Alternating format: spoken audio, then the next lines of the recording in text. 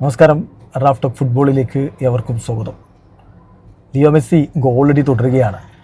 Inter മയാമിക്ക് വേണ്ടി അദ്ദേഹം ഇന്നും ഗോളടിച്ചു. പക്ഷേ ടീം വിജയിച്ചില്ല. 2-2 സമനില. MLS ഓസ്റ്റിനെതിരെ ലൂയിസ് സുവാരസും ലിയോ മെസ്സിയും ഗോളടിച്ചപ്പോൾ മയാമി സമനില പിടിച്ചിരിക്കുകയാണ്. ഒരു ഘട്ടത്തിൽ കളിയുടെ തുടക്കത്തിൽ 6ാമത്തെ മിനിറ്റിൽ തന്നെ ഒരു ഗോളിന് പുറകിൽ പോയതാണ് മയാമി. പിന്നാലെ മെസ്സിയുടെ ഗോൾ പിറക്കുന്നു. വീണ്ടും രണ്ടാം പകുതിയിൽ ഓസ്റ്റിൻ ലീഡെടുക്കുന്നു. കളിയുടെ 80 മിനിറ്റിന് ശേഷം ലൂയിസ് സുവാരസിൻ്റെ ഗോളോടുകൂടി സമനില പിടിക്കുന്നു. അതാണ് സംഭവിച്ചിരിക്കുന്നത്. മയാമിയുടെ മുന്നേറ്റങ്ങൾ നയിച്ചുകൊണ്ട് ലിയോ മെസ്സിയും അല്ലൻ്റെയും സെഗോവിയയും സിൽവറ്റിയുമാണ് ആദ്യ ലെവലിൽ ഉണ്ടായിരുന്നത്. സുവാരസ് സബ്സ്റ്റിറ്റ്യൂട്ട് റോളിലാണ് കളിക്കളത്തിലേക്ക് വന്നത്. കളിയുടെ തുടക്കത്തിൽ തന്നെ ബിഡോയിലൂടെ ഓസ്റ്റിൻ ലീഡെടുത്തു.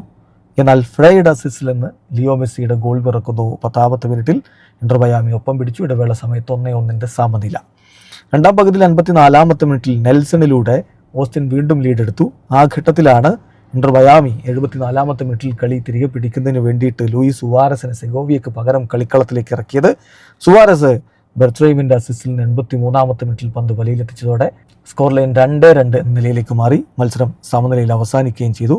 ഏതായാലും ഇപ്പോൾ MLS ഈസ്റ്റേൺ കോൺഫറൻസിൽ ഇന്റർ മയാമി 6 കളികളിൽ നിന്ന് 11 പോയിന്റോടെ 4ാം സ്ഥാനത്താണ്. വീഡിയോ അവസാനിക്കുന്നു. ഫുട്ബോൾ ലോകത്തെ കൂടുതൽ വിശേഷങ്ങളുമായി റാഫ് ടോക്സ് എത്താം.